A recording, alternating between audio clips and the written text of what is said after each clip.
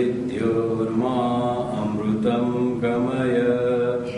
ॐ शान्ति शान्ति शान्तिः। May the divine lead us from the unreal to the real, from darkness to light, from death to immortality. Oh, peace, peace, peace.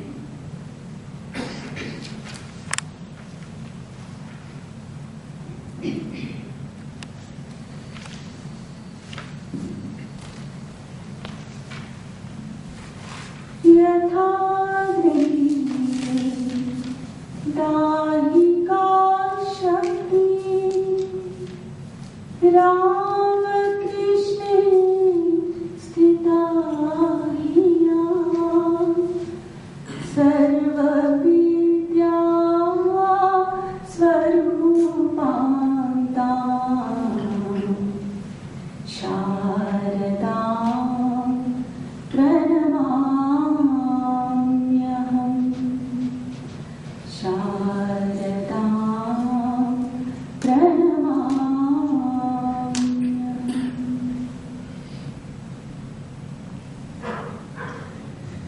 जगत जननी मां हे जगधात्रे कृपा करो मां शारदा माते।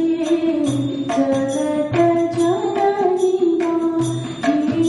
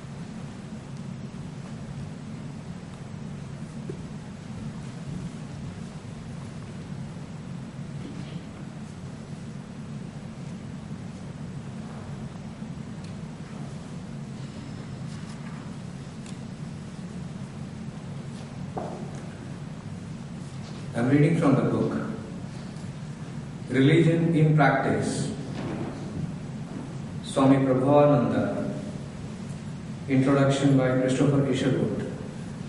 The chapter is Goal of Life. Before we can understand the kind of a life we must live, we must know the end, the goal, and the purpose of life and living. In regard to the end or the goal of life, all religions are in complete agreement.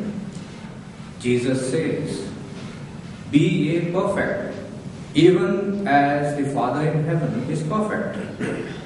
St. Paul explains this goal by saying, "Ye are complete in Godhead."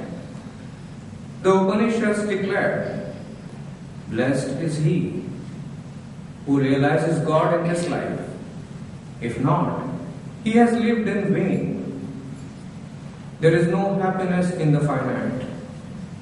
The infinite alone is happiness. Shankara says, "A man is born not to desire life in the world of the senses, but to realize the bliss of a free soul in union with God." To attain perfection in union with Godhead and thereby enjoy the bliss of a free soul is the one goal of human life. Your life and achievement on earth will determine your life after death. The degree to which you have unfolded the divine qualities in this life will determine the degree to which you will enjoy union with God after death. There is an erroneous idea prevalent in the mass mind that heavenly felicity is to be attained only after death. But the many scriptures of many religions and the illumined seers of God in every age and in every country point out very definitely that heaven is within ourselves and it has to be attained here and now. Ye shall know the truth, and the truth shall make you free. Marvel not that I said unto thee, Ye must be born again. And this birth in spirit is to be had here and now. The Upanishad emphasizes, attain liberation here and now, not after the fall of the body. There is a proverbial saying among the Hindus, if the husking machine goes to heaven, what will it do there but husk? If we have not been able to overcome hatred, jealousy, passions in this life, we shall not be able to overcome them after death. For we carry the same quality of the mind to the other world. What we have to earn, we must earn here on earth. We must reach the unitive knowledge of Godhead and enjoy the bliss of heaven even in this life. According to the Hindu theory of evolution, nothing is superadded in the course of evolution, but what is only potentially existing becomes unfolded. The whole of the tree potentially exists in the seed. Now, if we study the process of evolution in the universe, we find in one extreme that we may call dull, dead, inert matter, and in the other extreme, a Christ, a Buddha, a Ramakrishna, children of light, light themselves. These have become one with God.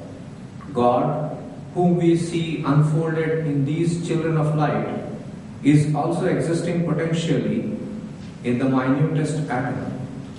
Swami Vivekananda rightly defined religion as the manifestation of divinity already existing in man. To unfold this divinity already existing within is the end of evolution and the goal of life. Yes. Now a short period of meditation.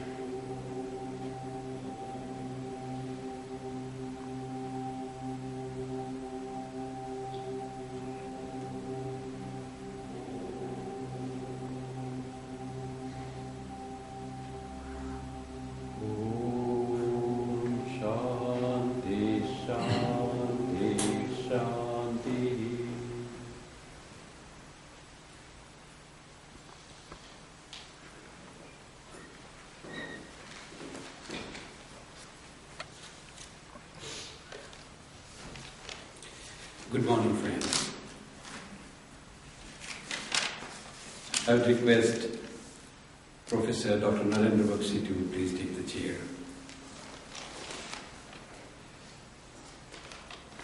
Professor Bakshi is well known to you, and he is so much loved by our congregation.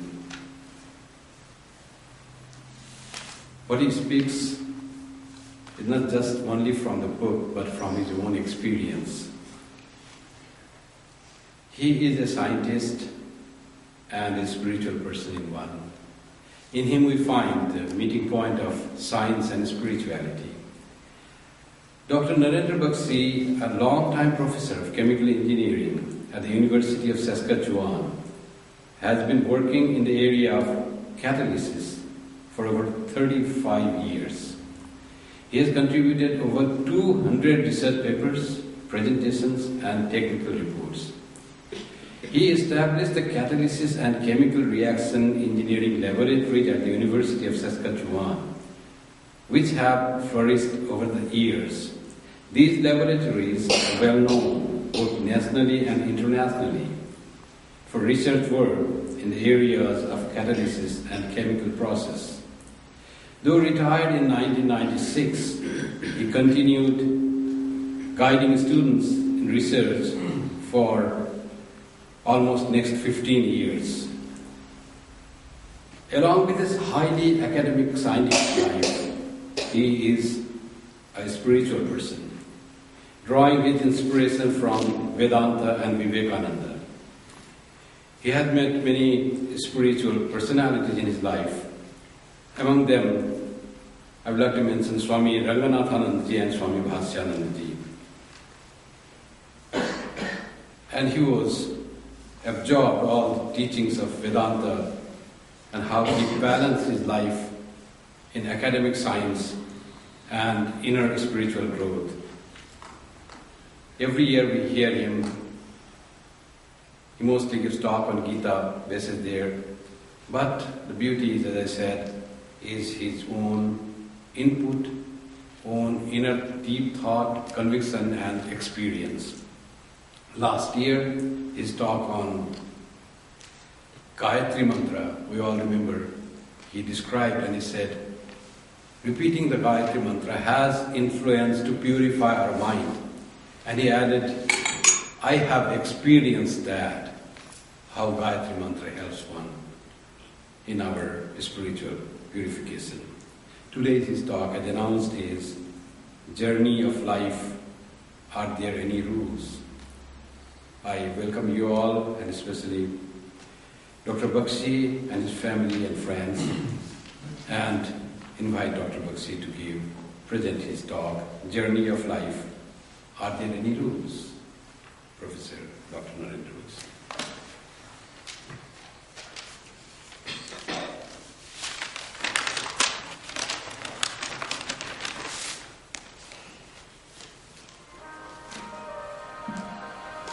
Thank you, Swamiji. The topic, as it says, Journey of Life. Actually, Abhijit has already explained a few things which I was going to say, so maybe I can go home now and you can think about what he said. But my approach on the same topic is slightly from a different point of view.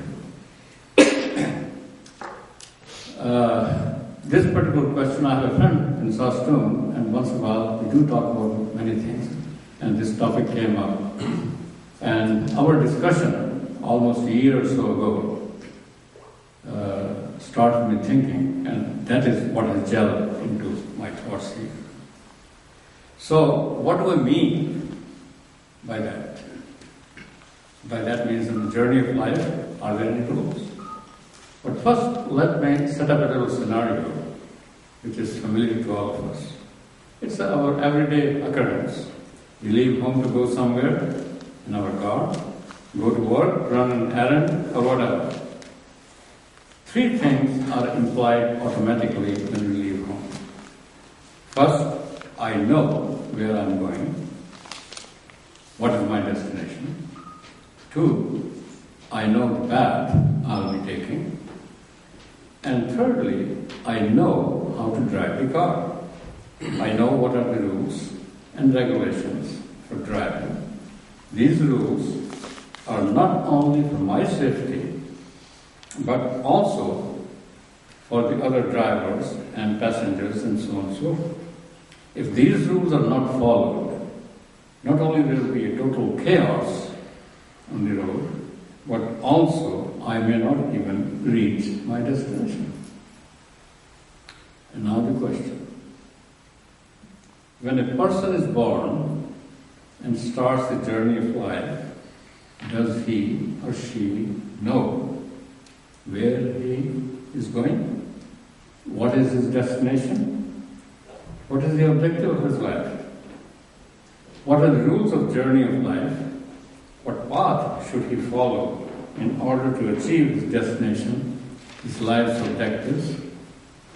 Actually, the wonder of wonders is that we rarely, or maybe even never, ask these questions.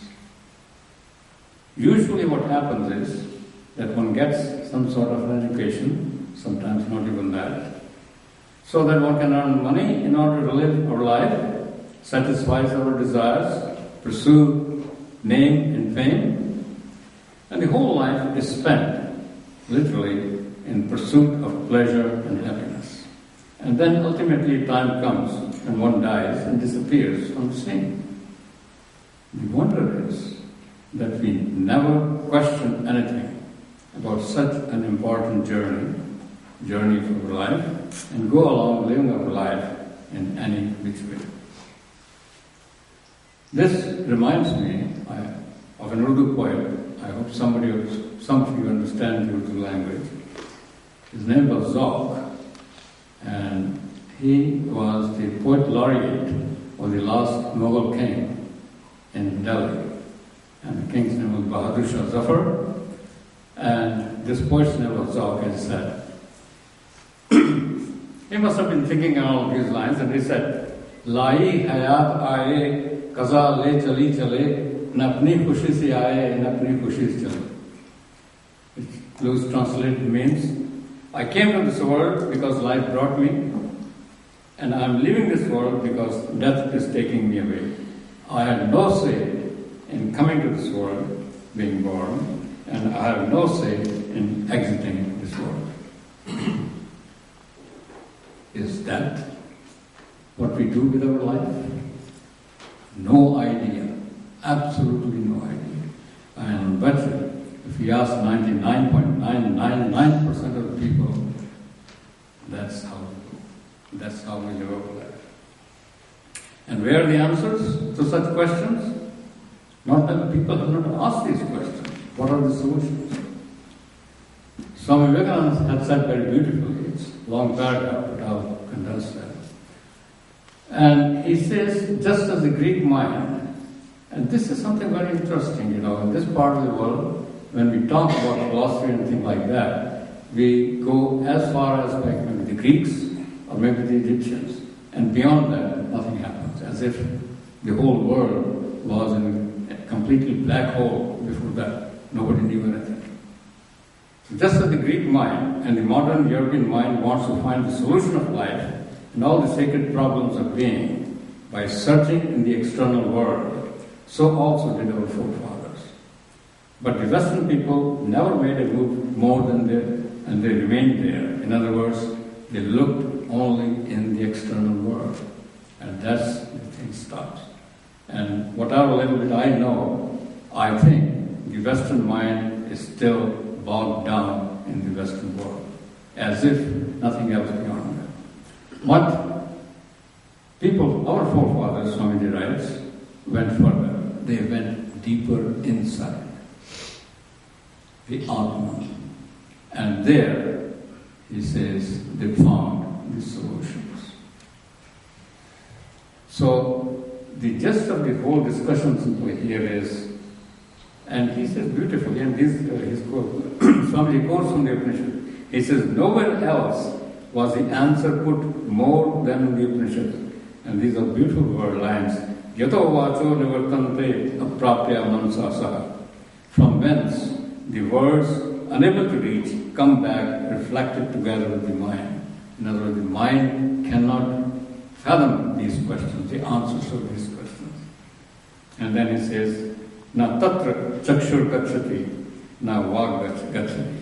There, the eyes cannot go, nor speech can reach. And if that is the situation, where are the answers? So the answers were found in the Atma, in your own inner self. And those answers, that knowledge which was gleaned from the Atman, and this is, mind you, experience. There is no talk going on over there. Nobody is telling you. The individual, himself or herself, in the deepest meditation, the answers flash. And that is what our Vedas are. They are there in the Upanishads and the Brahma Sutras. So it has been given, so all that philosophy, all that knowledge has been given a name, and the name is the Sanatana Dharma. Sanatana means eternal. It is independent of time. It was true in the past, it is true in the present, and these values are going to be true in the future as well. Sometimes we loosely translate dharma as religion, but actually dharma is not religion, but for the time being, I'll go with the usual translation. Sanatana Dharma means eternal religion, independent of time. And it derives its authority from its truth character, and not from any person, be he a saint or even an incarnation. And the truth character of teaching demands that it be verifiable by all, irrespective of dogma, creed, and race, and at all times. That is what the truth is. For example, Lord Krishna, we consider an incarnation of God, is not the authority of the Vedas. See the power behind it. Krishna is not the authority of the Vedas, but the Vedas are the authority of Krishna. And the essence of this philosophy, of the Sanatana Dharma, Swamiji has given us in a very beautiful, short few sentences. I'm sure almost everyone will know it, if you know that. The first, each soul is potentially divine. The goal is to manifest this divine within by controlling nature, external and internal. You can do this by work of worship or psychic control or philosophy, by one or more or all of these, be free. This is the whole of religion. Doctrines, dogmas, rituals, books, temples, wherever you go, or forms are but secondary details. So the whole of religion is you are divine, each one of us is divine, and express that divinity which is already in you. And he further says, I find these words very, very powerful. We can assert them at the time of the need. All power is within you. And this is no bravado. This is no egotistic talking. He's talking from his experience. All power is within you. You can do anything and everything. Believe in that. Do not believe that you are weak. Do not believe that you are half-crazy lunatics, as most of us believe these days. You can do anything and everything without even the guidance of anyone. All power is there. Stand up and express that divinity within you. So, how does it help me? Where are the rules? This is very nice talk, nice philosophy, hard and concrete rules. So, where do we start? The very first thing is, how do you express anything in your life? It is your conduct. If the conduct is right, then things follow. And there's a verse in one of these Vishnu Sahasranamas, Sarva agamanam achara pratmam parikalpate achar prabho dharmo dharmasya prabho achyata. All scriptures consider right conduct as the foremost requisite. That is the first thing. That's how we express of life. The conduct has to be the right. And where does this right conduct arrive from? This arrives from dharma. Dharma is based upon the right conduct. And of dharma, and where does dharma come from? From the Achyuta, from the divine himself. So the foundation is the divinity, the divine. Comes dharma. Once you know what dharma is, then the conduct becomes the right conduct. So the journey of life then, right conduct is the foremost requisite.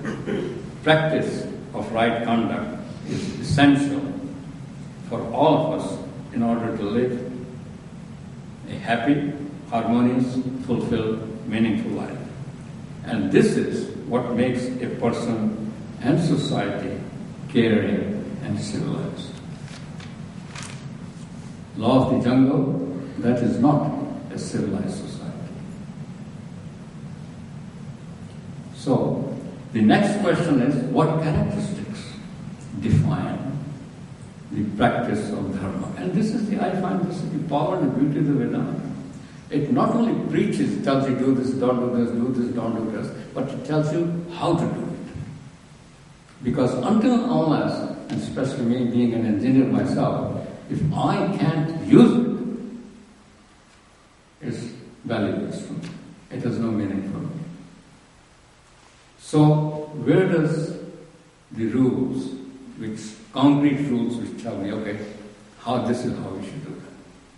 So the rules come from Manusmriti, and this verse, very, very beautiful verse, I'm sure many of you will know that. Dhriti kshma namo astayam shauch indriya nigraha dhi vidya satyam krodha dashtam dharma lakshana. Dhriti, the first one, is the determination, the firmness of resolution. As we always do, New Year's resolution, okay, I resolve that I am going to do this. Because if you don't resolve, nothing is going to happen. So the first thing is the resolution. Then Kshma, compassion, love, forgiveness. Dhamma is the control or the discipline of the mind. Astayam, non-stealing, absence of theft, no bribery, etc., and so on and so forth. Shaut, purity, both body, mind, and surroundings. Indriya nigraha is the discipline of the senses. Dhi is what you call pure buddhi. Buddhi is translated into English, in English as intellect, but please remember when I say buddhi, I mean intellect, because what buddhi is, intellect, is not exactly the translation of that particular word. We'll see that in a little while. And then vidya. This also is a very key word, and I'll talk about it a little later in more detail, but it simply means knowledge, education, and so on. Satyam is truthfulness, thought, word, and mind. Thought, word, and deed. And akrodha means absence of anger. So these 10 are the characteristics that one follows, then the conduct would be right. Now, what I'll do is, I just want to talk a little bit about vidya and dhi, because what's going on when we say education, a question can be asked, do I really know? What is education? If I go to the university, I get educated. Really? Is that education? There's a great debate going on among the educators of the world today. One purpose of education is simply that, I want to be a plumber, 2-3 years, take a plumber course, start making money, and that's education. The other thing which people call education is, no, that's not basically real education. The education is acquiring information and learning how to think. The global word is cognitive purposes. In other words, you go and learn this thing, you get information, you're taught how to think, and so on and so forth. And recently, what triggered all this thing in my mind was a book which came out recently, I think 2013. And the writer of this book is Professor William Deresiewicz, a Polish name. He's a professor of English at Yale, okay, one of the top universities, the US and the world. And the title of the book was Excellent Sheep, the Miseducation of the American Elite and the Way to a Meaningful Life. Now you tell me, I spent so much money going to these big-name universities, and all I come out as an excellent sheep. And that's no education. So when I say education, what does education mean?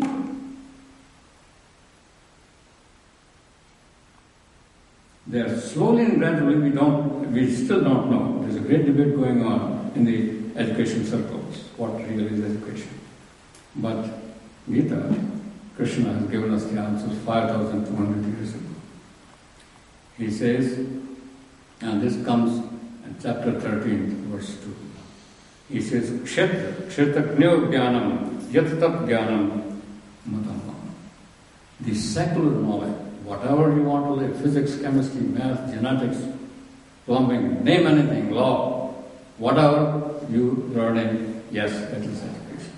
So, but that's the education, the secular knowledge, kshetra knowledge. Kshetrajya, the knower, the knowledge of the knower. You have to combine the two knowledge. Knowledge of the Atman and the knowledge, whatever else is world knowledge. One alone will not do. If you say that, no, I just want to focus on the knowledge of the Atman, that's not good enough. You will die of hunger. You won't survive in this world. On the other hand, if you say, I don't care about that, I simply want to know whatever profession I'm working on, that also is not enough, because even then again you will kill yourself. And we have seen that, what happens. All these wars, all the way around. Do you think these people who created the financial chaos in 2009, they were not highly qualified people? They were all graduates of all these American elite universities. And see what happened. And the rest of the world, all over the place, this is what's happening. Highly educated people mucking up the whole world. Okay? So when you say education, vidya means that the education of both the things. Both the secular knowledge as well as the spiritual knowledge. So,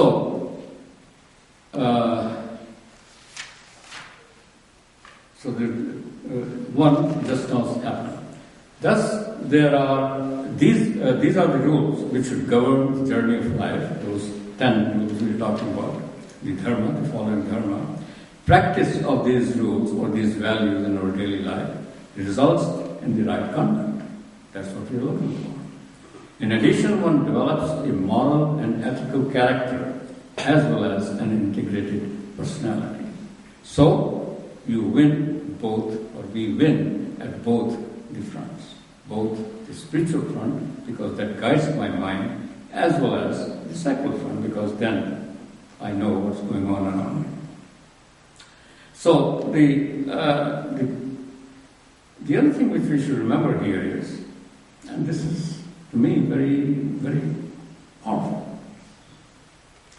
These values, the values of dharma which we are talking about, are universal values. They are human values, and they do not depend on any dogma. These values are eternal, for a stable, caring and civilized society. They were applicable in the past, are applicable in the present, and will remain applicable in the future. And those people who don't want the word, name of God even mentioned. Did I mention the word of God in these 10 values? No. Make your own effort. Even if one is an atheist, it doesn't matter. That is the start. Because if we practice those values, our own life will be reasonably happy and satisfying. On the other hand, if you don't practice those values, I am the one who will suffer. So, a few more comments, again, what we are talking about here. Now, how do we practice all those values in our daily life?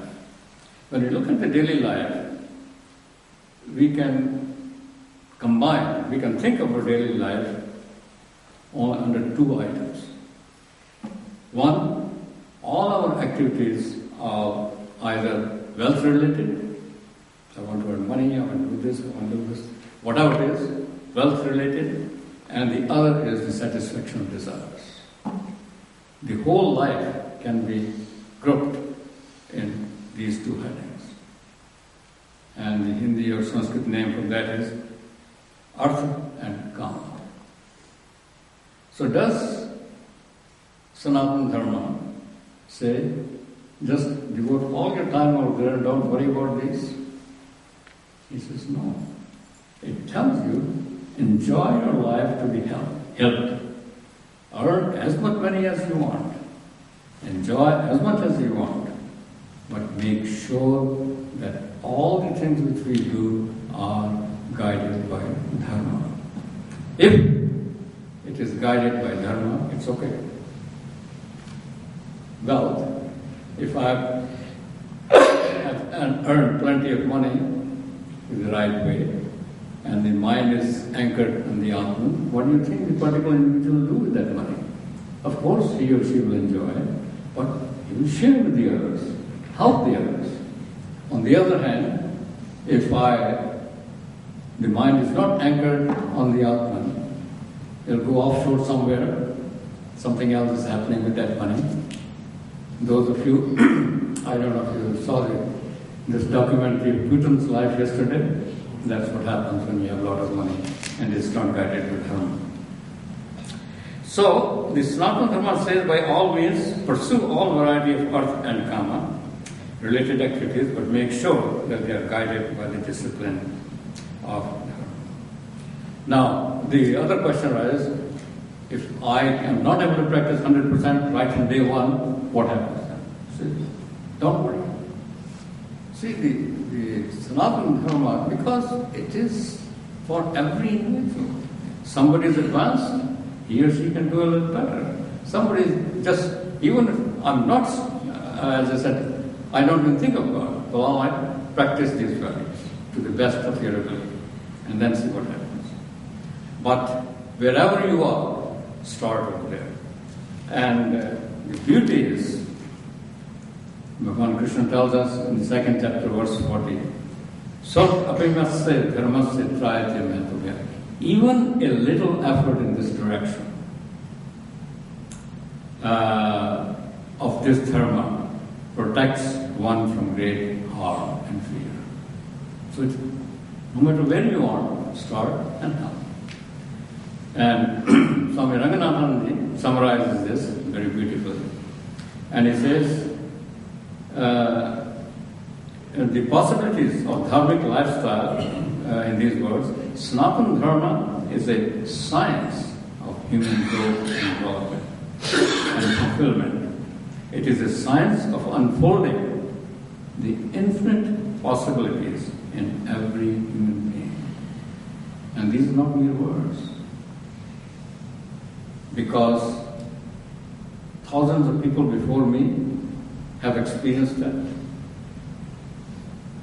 If we put that into practice, we will experience it, and anybody who comes after us, they will experience it too. And it's not that they are only for this kind of people. No, it is for everybody. Anybody who puts that effort will see himself or herself blossom fully. Now, the two things which I had said, one was Vidya, which I just talked a little bit about it. Then the other thing is Buddhi, the intellect. Because we seem to dismiss that. We say, intellect, okay, yeah, no, I'm an intellectual, or I'm this, or I'm that, and I understand things. No. But Buddhi in Vedanta plays a very crucial role. And what really this means is, it's not the mind or the smartness. Somebody's smartness is called the Medha Shakti in the there's another name for that. Buddhi is the power of discrimination between right and wrong. And then if that intellect, that Buddhi decides this is right, this is what I should do, then the willpower to be able to do that. That is what Buddhi is. Power of discrimination between right and wrong. Plus, it has a capability to understand what God is. What did Buddha do? He sat under a tree, meditation, and it flashed. How did he know? It is not the mind, even though in English language we'll say it is mind, but mind is much poorer, much weaker than the Buddhi. Buddhi is the thing which you can comprehend what Godhood is, what that bliss is. And that power of understanding comes when Buddhi is what we call pure. It has sinless is one way of saying that, but we are familiar with all those 6 or 7 enemies, you call them, Kama, Krodha, Lobha, Moha, lust, anger, greed, and things, etc., jealousy. When the mind has risen above them, in other words, they do not affect me as an individual. It's called pure Buddhi. And that pure Buddhi has the power to comprehend what Brahman is. Ramakrishna used to say, pure Buddhi and Brahman are the same. So, that is what pure Buddhi is. Now, how do we develop? Because until unless we don't know how to achieve all that, it's mere talk. Mere talk. So the first thing to do is learn some spiritual practice. You have to do it. You want to achieve anything, put in enough. In this case, this is the first step. Then the other one is those 10 rules which guide us in life, lead a dharmic life. And third, perform all our actions according to the philosophy of the Karma Yoga. And if you don't understand or remember what Karma Yoga is, I think the whole thing starts in the second chapter of the Gita, but in the third chapter, I find this particular verse, as far as I'm concerned, is a beautiful verse. And it describes the whole thing, how should we live in the world, very beautifully. In Hindi movies, you have seen the word, "Arbe tension kyun lete ho?" So you will see. Perform your actions in this way, then there is no tension. And this verse is, Mai sarvani karmani sannyasas adhyatma chetasa nirashi nirmamam bhutva yuddhasva vigatva. Renouncing all action to me means Krishna, the Lord. In other words, no selfishness. I am simply conduit. Okay? And then with the mind centered on the self, that is the Atma, and getting rid of hope. Now, the translation doesn't really tell you anything. Hope doesn't mean that you should hope. Yes, hope. But the anxiety and craving shouldn't be there. hope to achieve that. Fair enough. But if it works out, don't be too elated. If it doesn't work out, don't go and commit suicide. Okay. So it's that kind of, And getting rid of hope and selfishness. Fight on the battle of life, free from mental fear.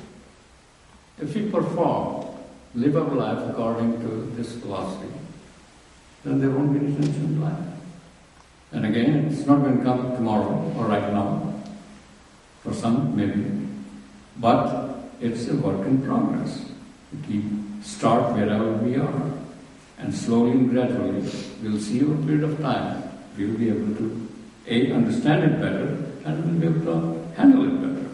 And there comes a time, then, you don't even think about it, it becomes a way of life.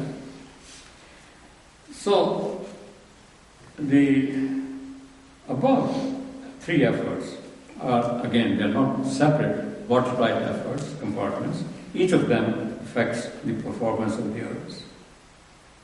Thus, the attainment of pure buddhi is essential not only for everyday life, but ultimately it leads us in achieving the goal of life, the self-realization.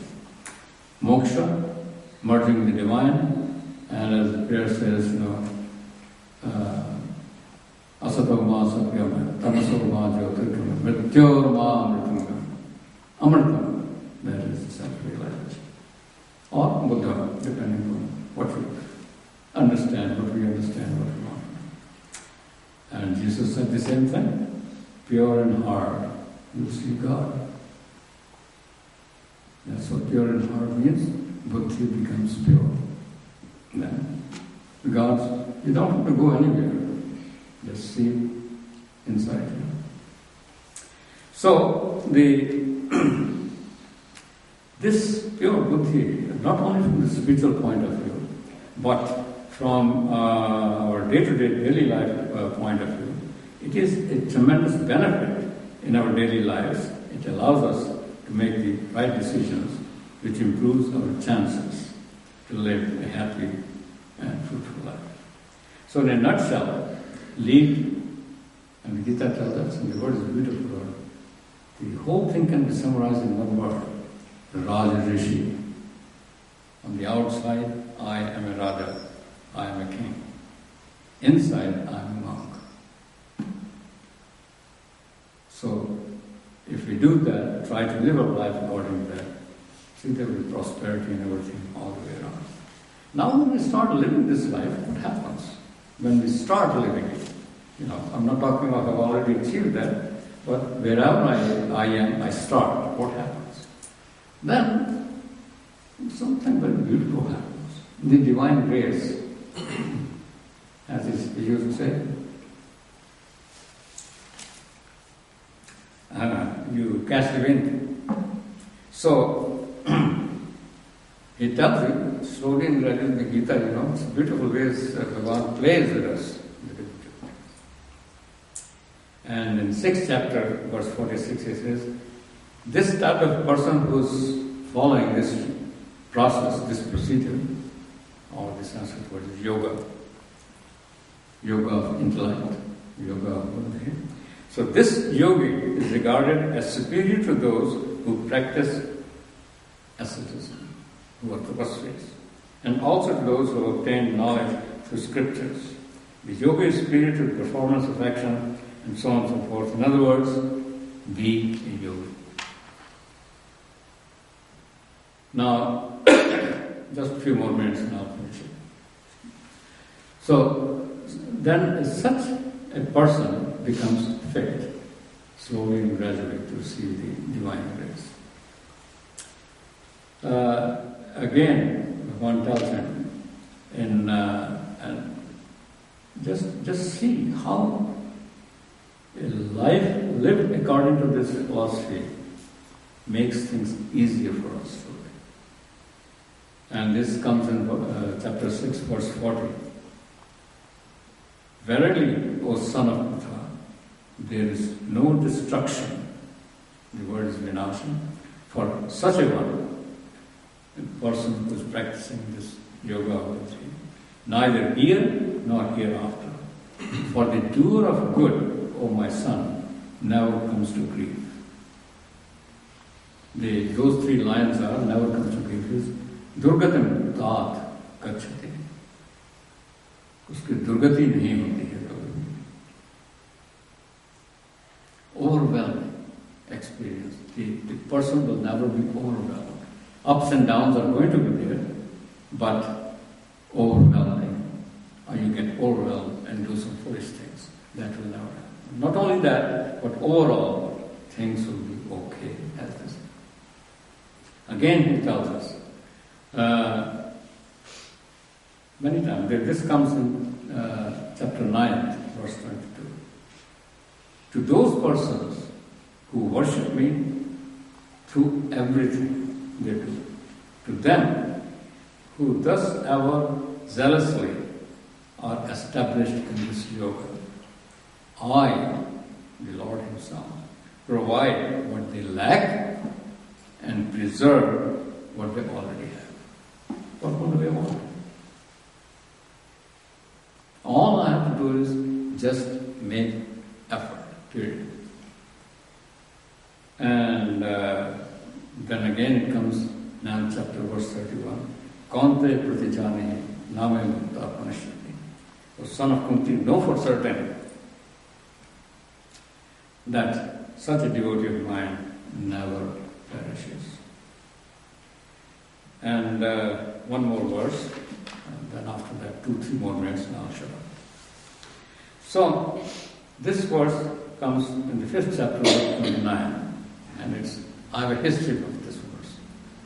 The verse is, Bhoktaram Yagatapsam Sarvaloka Maheshwaram Sokudam Sarvabhutanam Gyatva Mam Shantim Vichati.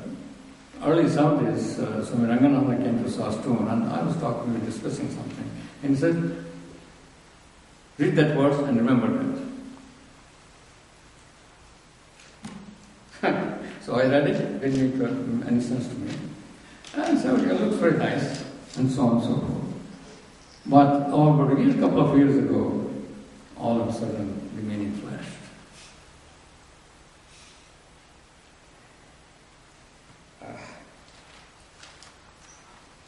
So basically what it translates means, knowing me as the receiver and dispenser, Bhoktaram, because I, the God, is sitting inside me and is telling me, don't worry, whatever you do, I know. I am the one who is enjoying all that. Okay? But who am I? Sarvaloka Maheshwara. There's no one bigger than me. There's no one greater than me. We said there are 14 planes of existence. He says, I am the owner of all those 14 planes. Sarvaloka Maheshwara. Ishwar, Maha Ishwar. He is a Maha Ishwar. Above everybody. There is nobody above me. So I am that. Remember that. And then, but who am I? Suhൃദം. I am your friend. All the time. There's one friend and there's a suhൃദം, means whether you like it or not, I'll do good for you. Okay? So that is called suhൃദം. Suhൃദം only for me? No. Sarvabhutanam, for everybody. Once you know that, then you're at peace. You want to talk to somebody? You don't have to go to a psychiatrist. Just talk to him. Don't go anywhere. And you can call him by any names, any particular way. Hey, big guy, short guy, fat guy, whatever you want to say. Tell me what's going on here. Why this or why that? And you'll receive the answers. It's as simple as that. It's as simple as that. So anyway, so now we have talked about all those things. Is that only restricted to me? In other words, I have lived the dharmic life, and okay, as an individual, maybe I'm doing all right now. So is that only what dharma does for you? See, this is the power of Vedanta. See what happens. Just think. A implications of living a dharmic life. The very first thing is it will be a balanced life. My health will be better because, I'm not frittering away my energies. I have control a little bit of control. I don't eat too much, or I don't eat too much sugary things. I don't do this or don't do that. There's a bit of control. So the health is better. Whatever we talk, I don't hurt anybody and so on and so forth. If that is happening, then the family life, relationships, harmony and peacefulness at home. How does it affect the rest of the society? What do you think? If my health is better, am I going to go to the doctor? Am I going to be a burden on the health system? No. Does that mean that it's going to be everybody? No. But even 10% decrease in the health system, imagine how much money is being saved. What about the law and order situation? If I am a law-abiding, most of the people are law-abiding citizens, do we need that much of machinery to take care of us? No. So there is savings there. And what happens in the nation? We don't fight amongst each other that much. So therefore, all the rules and regulations in the country, in the nation, it runs reasonably evenly. And if most of the nations do that, that's the peace in the world. So just because few people do that, everybody doesn't have to do that, but a certain percentage, more percentage of people become dharmic, the implications are tremendous. So, this triggered, such thoughts were triggered by a book which I recently came across. And the book was written by a person called Niall Ferguson. He is a professor of history, actually at Oxford. But I think the guy is pretty brilliant because he has associates, teaching fellowships at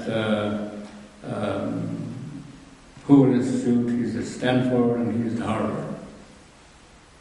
So, must have a good mind. And the title of the book was The Great Degeneration.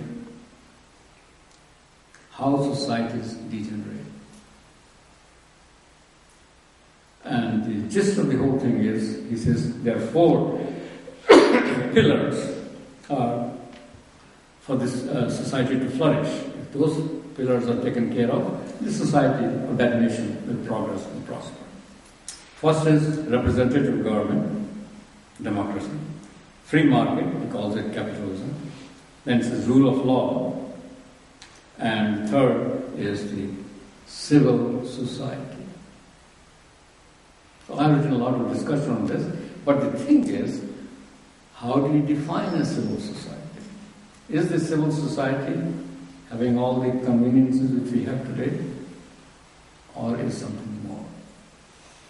Civil society is when we are a caring society, we help each other, look after each other, and don't kill each other. And what is the best way to become a civil society than follow the life of Dharma? More people follow that, it will become a civil society, and then the prosperity and everything else comes after that. So, I think, let me see, the point I'm trying to make is that this is not simply a spiritual yearning or a spiritual path. It has tremendous implications for the quality of life, for the nation, for the family. Imagine if more and more people practice that. Yeah, I was very surprised reading the students, young people going to the school, 20% of them have attempted suicide. Why? Because the foundation of this dharma is not there. If you have this foundation, not that this won't going to happen, but happen much less. You remember that word? Vigat Jora, continue your life, no tension. And if the tensions are not there, everything improves. The point I'm trying to simply make is, yes, it is important for each one of us to practice dharma, then our quality of life improves, but it improves so many other things too. It affects so many other things as well. So, summarizing now the whole thing, because again, from the engineering point of view, one thing which we like is not too complicated. Can I cut down all these things? Can I do it shortly? Is the shorter way. Okay? So the shorter way is the last verse of the Gita. Yatra Yogeshwara Krishna, Yatra Paratho Dhanardhara, Tatra Shrir Vidyur Utir Dhruvar Nitir Pataka. Wherever is Krishna, your own Atma, the Lord of Yoga. I mean, Krishna, we're not talking about Vrindavan, we are talking about Krishna as a yogi. Okay, that Krishna. And wherever is Partha, the wielder of law. Now, Arjuna also has two phases. The first phase is in the first chapter where he throws his dhanush, his bow, and says, I'm not going to fight. But here, Paratho Dhanardhara, who has picked up. If we combine these two energies, the energy of the Atma, God, and up and doing to the best of my ability, if we combine these two energies, then what happens? That is where is prosperity of all kinds. You name it, and it will be there. There will be victory. There will be welfare and constant justice. And this is one of the greatest things in any country. Does everybody get justice, or only the rich get justice?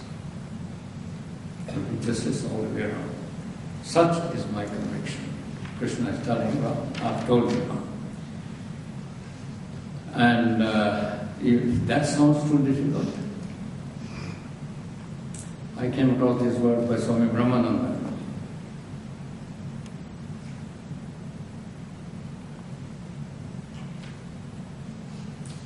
If your approach is, I will conquer lust, anger, greed, all those negativities, you will never conquer them. But if you can fix your mind on God, Adhyatma Chetsa, the passions will leave you of themselves. You can never be fully established in morality unless you believe in God. So this is the simplest way. Because if that happens, your intellect becomes pure and all the other things automatically follow. And lastly, two things. Lastly, before I say lastly, these values, our sages thought, not that it is a monopoly, as the Indians said. Have you heard of Ben Franklin? You know, great thinker. And what does he say? He had classified 13 values: temperance, silence, order, resolution, frugality, industry, hard work, sincerity, justice, moderation, cleanliness, tranquility, chastity, and humility. Doesn't this sound the same kind of thing as dharma? So any thinking person, rightly thinking person, will think along the same lines. And all these things said and done,